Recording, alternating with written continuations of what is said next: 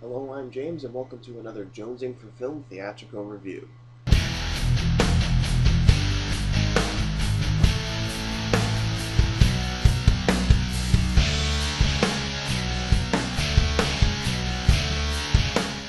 Yes, Abraham Lincoln, Vampire Hunter, the latest visual spectacle from wanted director Timur Bekmambetov. So in the film, Abraham Lincoln's mother is murdered. Vowing to avenge her, he learns that the killer is a vampire. He then learns how to be a vampire hunter and defends the United States from a legion of vampires planning on taking over, which winds up being the Civil War. Now, when I first heard the premise of this, I gotta admit, I was intrigued. This is an absurd premise, but if done right, it could be highly entertaining. And with Timur Bekmambetov at the helm, the level of entertainment could be reached. So was it? Oh yeah. This film was insanely entertaining. I was a huge fan of Wanted because of its style, and Bekmambetov has kept that trademark and brought it here. He executes the slow-mo, speed-up technique brilliantly. It made each fight scene really fun and thrilling. And the acting is surprisingly good. Lincoln is played by unknown Benjamin Walker, and he did an amazing job. His line delivery was perfect. I really look forward to seeing where his career takes him. Another fun cast member was Dominic Cooper, who played Lincoln's trainer.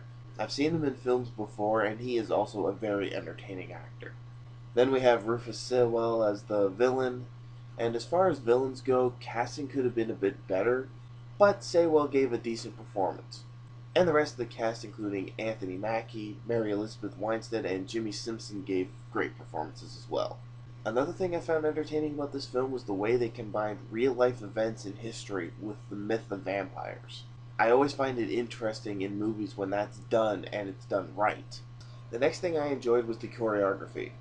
Without good choreography, the slow-mo would not have worked. It would have looked really sloppy. I also really liked the makeup effects. Halfway through the film, the characters aged, and the makeup used made them look like they actually aged.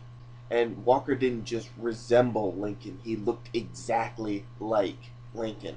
The next point I usually find to be a negative thing, but here it actually worked. There was an overabundance of CGI, but it actually fit the film. Normally it deters from the overall quality, but here it just really seemed to fit. Especially the vampire design. The design was heavily CGI, but again, it just seemed to fit.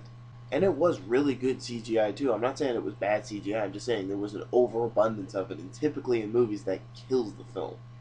And now we're at my last point, and probably the most commendable because of how difficult this point is to achieve.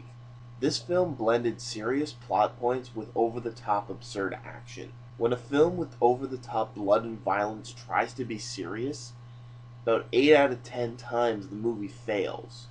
But in that rare occasion, the two blend together excellently and make for entertaining time at the movies.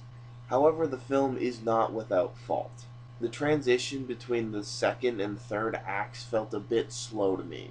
Not enough to kill the whole movie, just long enough to make me start to wonder when the next action scene was going to happen. Because like the first two acts was very action oriented, and then that transition into the third act building to the climax got really slow. And I'm not saying it was completely bad or anything. There was some good development, but it still did seem to drag out a little bit. Another issue was, once again, the vampire lore is changed. These vampires have adapted themselves to withstand the sun.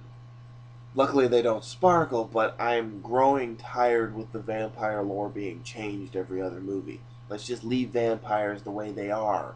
Another issue was the movie was slightly predictable.